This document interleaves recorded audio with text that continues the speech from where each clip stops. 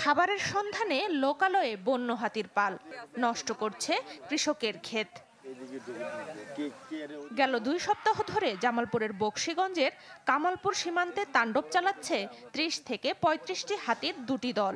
দিনের আলোতে গা ঢাকা দিয়ে থাকলেও অন্ধকার নামার সাথে সাথে নেমে আসে লোকালয়ে, হামলা চালায় বসত বাড়িতেও। অনেক আবাদ ফসল, আলুর টাল, কল্লার টাল, ঘর বাড়ি সব নষ্ট করে ফেলে। হাতির ভয়ে আমার এলাকা আমার ঘুমাইতে পারতেছে না। বেলা ডোবার সাথেই নামে ধান, শাক সবজি, টাল তরকারি হাবি জাবি খেতাছে, বাড়ি ঘরও ভাঙচুর করতেছে। খুবই কষ্টই আছি আমরা। RICL TMX, যুগের পর যুগ স্থাপনা থাকে মজবুত। আগুন জ্বালিয়ে ও ঢাকঢোল পিটিয়ে ঠেকানো যাচ্ছে না আক্রমণ। আতঙ্কে সীমান্তবর্তী 10 গ্রামের মানুষ।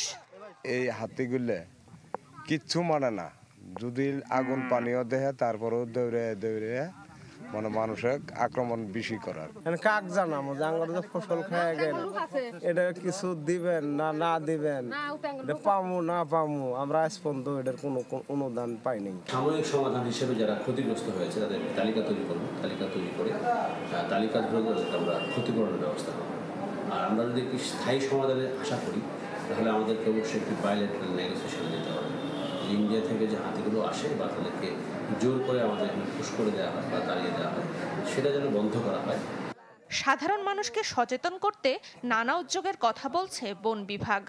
মাইকিং আছে, সভা সেমিনার আছে, সচেতনতামূলক অনুষ্ঠান আছে। তারপর আমরা সোলার ফেন্সিং করছি। ৫৫টা ইআরটি হলো এলিফ্যান্ট রেসপন্স টিম, জনগণকে সাথে নিয়ে ইআরটি গঠন করা হয়েছে। বন্য হাতির আক্রমণে 2019 সালে মারা যান 3 জন। চলতি বছর এখন পর্যন্ত কেউ হতাহত হয়নি। তবে হাতির তাণ্ডবে ক্ষয়ক্ষতির পরিমাণ নিরূপণে কাজ করছে উপজেলা প্রশাসন। Desk report, channel 24।